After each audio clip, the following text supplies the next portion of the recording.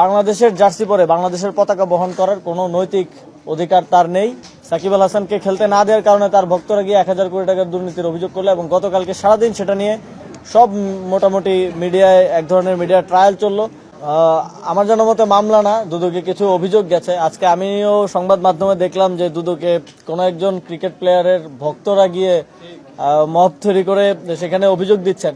এখন আমার একটা অভিযোগ আছে যে মানে তখন আমি সরকারের দায়িত্বে থাকাকালীন জুলাই গণঅভ্যুত্থানের বিপক্ষে অবস্থান নেওয়ার কারণে এবং শেখ হাসিনাকে এন্ডোর্স করার কারণে বলেছিলাম এবং সিদ্ধান্ত নিয়েছিলাম যে সাকিব আল হাসান বাংলাদেশের জার্সি পরে বাংলাদেশের পতাকা বহন করার কোনো নৈতিক অধিকার তার নেই।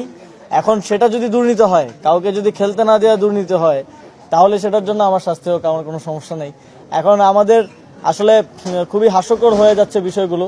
সাকিব আল হাসানকে খেলতে না দেওয়ার কারণে তার ভক্তরা গিয়ে 1000 কোটি টাকার দুর্নীতির অভিযোগ করলো এবং গতকালকে সারাদিন সেটা নিয়ে সব মোটামুটি মিডিয়ায় এক ধরনের মিডিয়া ট্রায়াল চললো। কেউ সেই অভিযোগের কারণটা কি এবং কারা দিয়েছে সেটা কেউ উল্লেখ করলো না, সেটা আজকে গণমাধ্যমে আসলো। এটা খুব দুঃখজনক এবং আমার জানা মতে দুদকে অভিযোগ দেওয়ার প্রক্রিয়াটা খুবই ইজি, যে কেউ গিয়ে অভিযোগ দিয়ে আসতে পারে।